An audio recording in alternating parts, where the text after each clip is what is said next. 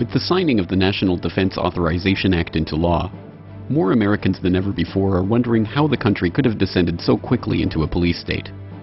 Far from a unique or isolated act, however, the NDAA is just the latest entry in a long list of steps toward the codification of outright martial law. This is the GRTV Backgrounder for Global Research TV. Each year, the United States Department of Defense's budget and expenditures are approved by Congress, which must pass a National Defense Authorization Act in order to fund the DoD. The most recent bill, however, the National Defense Authorization Act for fiscal year 2012, shocked many by containing an extraordinary provision allowing for the indefinite detention without trial of anyone even suspected of providing support to individuals or groups identified as terrorists. Although this represents little change from the U.S. government's modus operandi in waging the so-called global war on terror, many were amazed to discover that this provision specifically applies to American citizens who can now be detained by American military personnel anywhere in the world, including on U.S. soil, and held indefinitely without trial. Perhaps it is not surprising that President Obama chose New Year's Eve as the date to sign the NDAA, as the revelry of the holiday predictably distracted Americans from the event.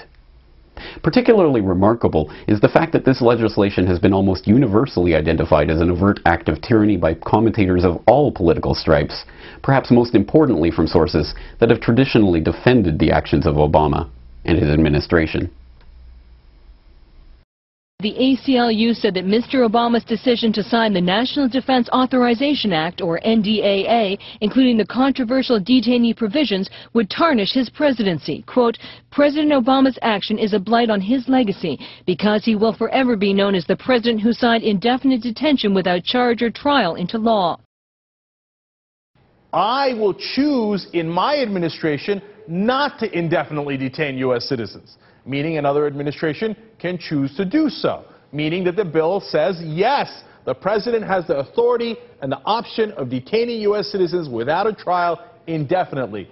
This is definitive. And it's not just my interpretation, it's not just Glenn Greenwald's interpretation. As we told you yesterday, the team of lawyers at the ACLU, whose job it is to protect our civil liberties, says that is definitely the correct interpretation, and it is hideous. Now today, more people piling on. My understanding is that when Carl Levin thought, the chairman of the Senate Armed Services Committee, thought in the Senate that the provision for it being applicable to American citizens on American soil was stripped out, the White House had it put back in, which is just dumber than mud. I can't understand how we'd want to go back to Reconstruction days. I mean, that's the last time we destroyed posse comitatus. But this is the White House that thinks that it's okay to assassinate U.S. citizens abroad without due process in the case of Anwar al-Awlaki. So why wouldn't they want that in? Because this is codifying powers that they've already determined they have. It's very true. Now, on the heels of the NDAA, a new bill is making its way through Congress.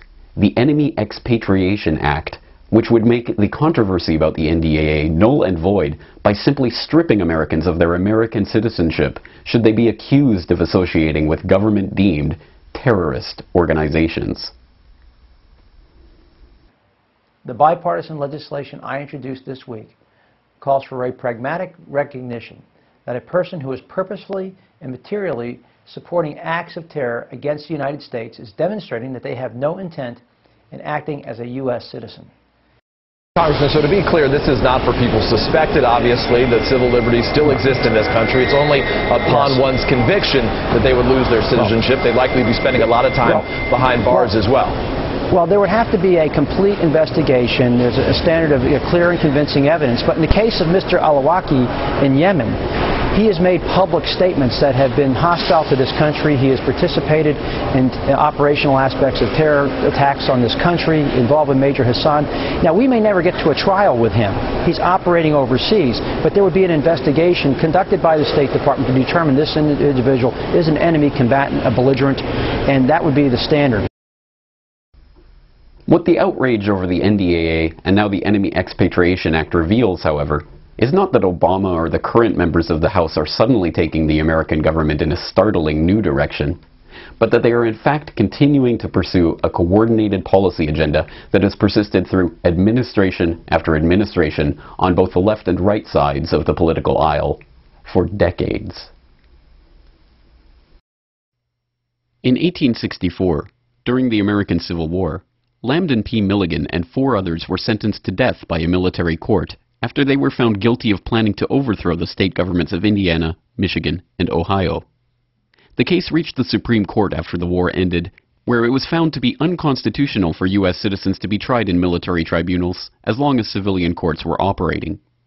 This precedent remained intact for almost a century, with the Posse Comitatus Act of 1878 further delineating the boundary between the military and civilians by barring U.S. military from engaging in civil police actions except by act of Congress.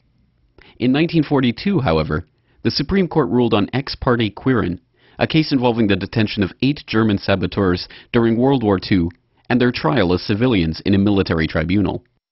The court ruled that the 8 men, one of whom was a U.S. citizen, could be tried as unlawful combatants in the war, a status applying to civilians who engage in armed conflict during times of war.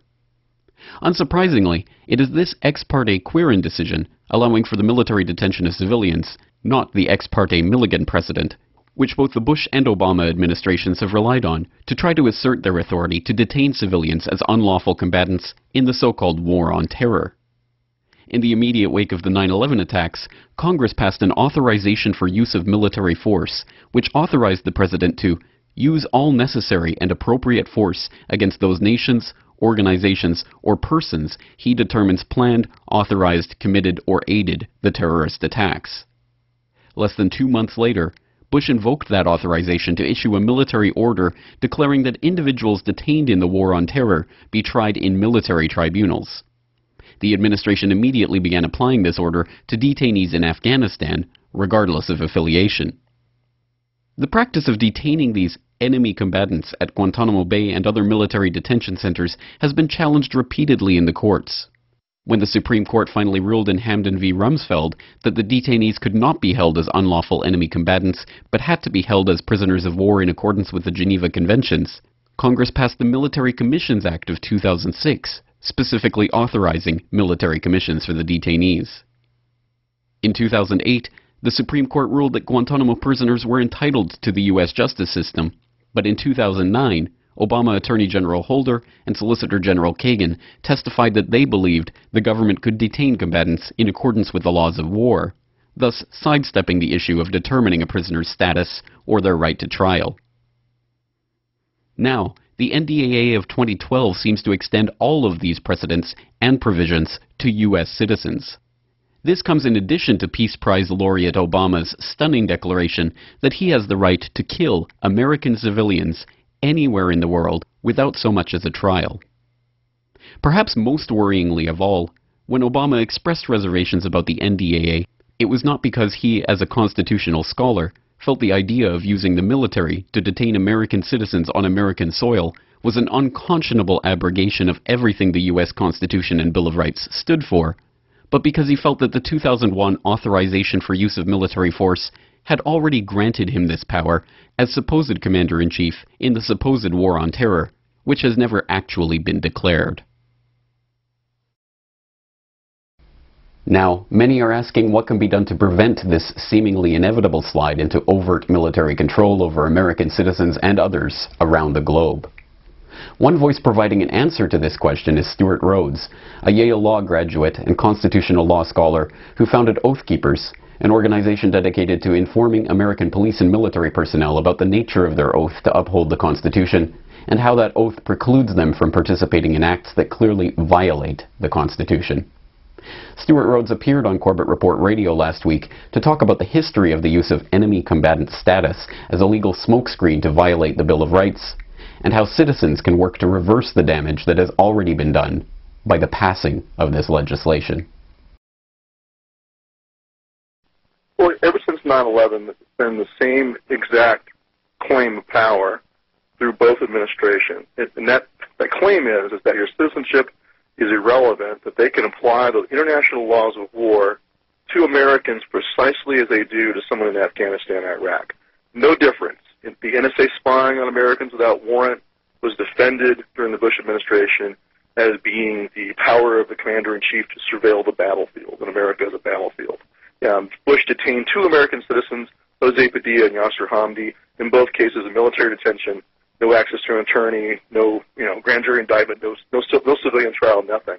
And unfortunately, the Supreme Court upheld that in the Hamdi case in 2004, upheld the designation of an American citizen as an unlawful combatant under international laws of war, which is totally in violation of our Constitution.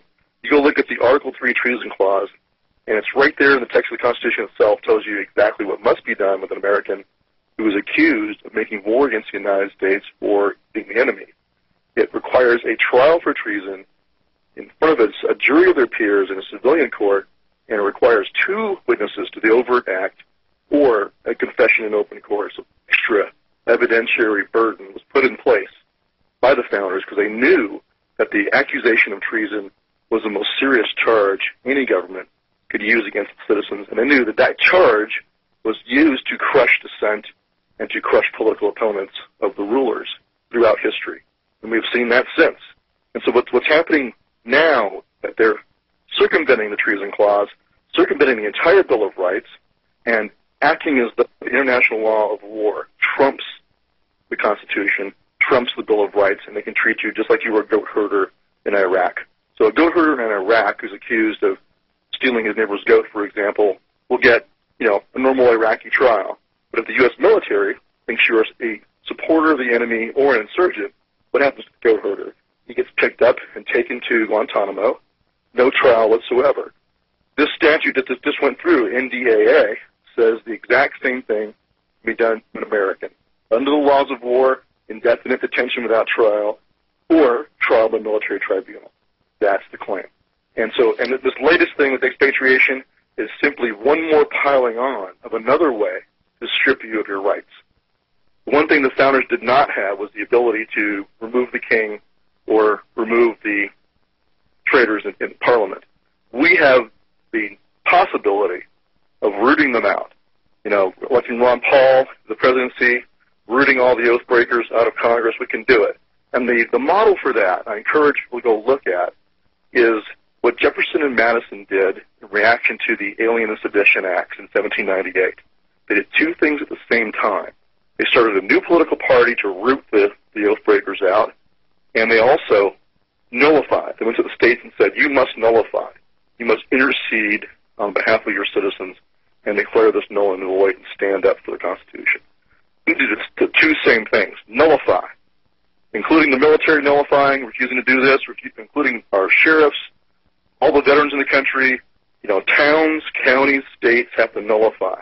And at the same time, we need to root these people out, a scorched earth policy towards anybody who voted for this. Alan West voted for this. He's got to go. And I don't care who they are or why they voted for it. They're either knowing traitors or they're useful idiots, and they got to go.